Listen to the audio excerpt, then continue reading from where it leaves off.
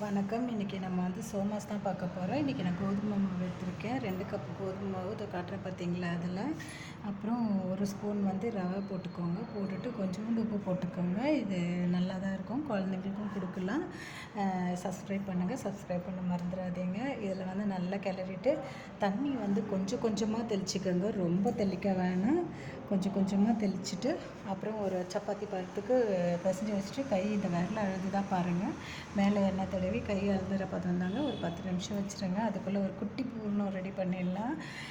ஒரு mixie jar எடுத்துக்கோங்க. அதில் அந்த கோதுமை மாவு பார்த்திங்கன்னா அதே கப்பில் 3/4 கப்பு வெல்லமும் இப்போ 1 கப்பு பொட்டுக்கடலையும் போட்டு நல்லா கொஞ்சம் குறன்னு அரைச்சிக்கோங்க. அரைச்சிட்டு அதுக்கப்புறம் குட்டி குட்டி பாலாக நம்ம சப்பாத்தி மாவுலேருந்து திரட்டி இந்த மாதிரி பூரணை வச்சு 2 சைடும் நல்லா தண்ணி போட்டு ஊட்டிட்டு இந்த மாதிரி சூடான எண்ணெயில் போட்டு பொரிச்சிடுங்க.